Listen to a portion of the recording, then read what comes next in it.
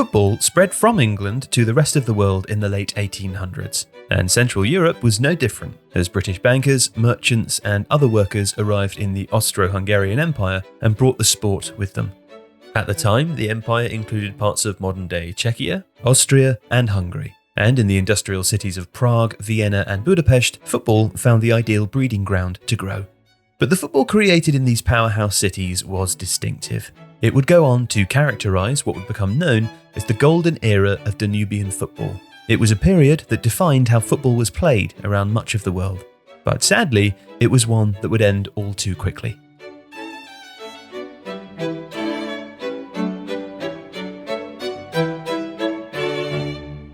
What made the football of the Danubian nations stand out was its skill. The vast fields of the English public schools had created strong physical players, but the uneven surfaces of the vacant lots, or the grunds, proved just as significant in developing technical and self-sufficient players as the potreros of South America had. Mass games would regularly take place on the grunds of Vienna, Budapest and Prague, and football quickly grew in popularity.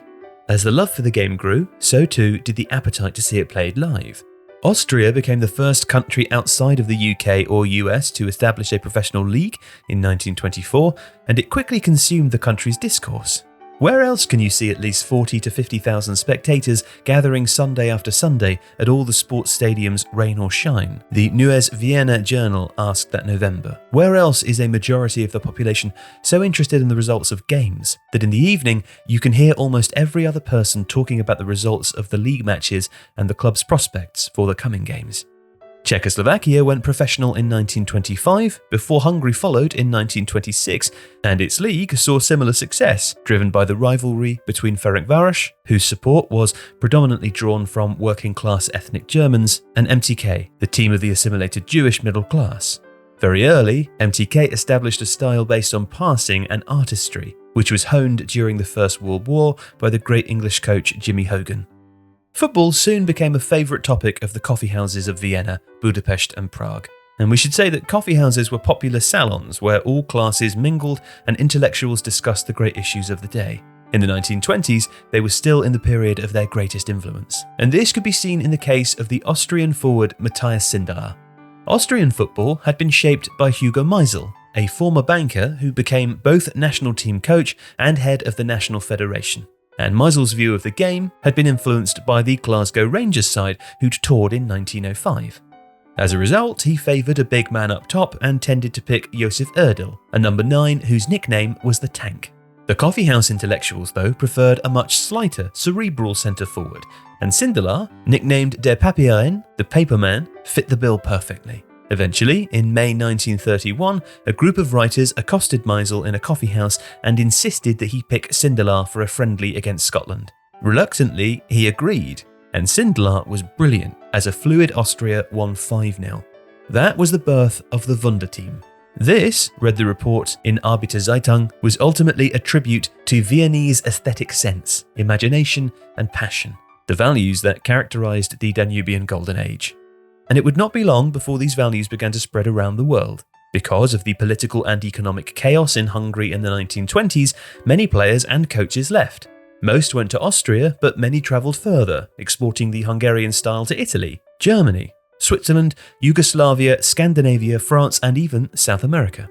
Dori Kirchner, for instance, having coached in Nuremberg, Frankfurt and Zurich, had a huge impact on Brazil's development. Imre Herschel won the Argentinian double as manager of River Plate and was the unseen tactical brain behind Uruguay's 1950 World Cup win. But by the late 30s, as Hungary allied to Nazi Germany, the Jewish roots of much of Budapest's football culture came under attack. And by the 1938 World Cup, Austria wasn't even a country anymore, subsumed into Germany following the Anschluss. Germany had never been comfortable with the idea of professional sport, and Nazi ideology saw it as an explicitly Jewish aberration. As a result, the Austrian league became amateur again for the 1938-39 season. An attempt to integrate the Austria and Germany squads for the World Cup failed, and they lost in the first round to Switzerland. Sindelar, who turned 35 in February 1938 and was struggling with knee injuries, retired at the end of the 37-38 season to run his coffeehouse and manage the Praterstadion in Vienna.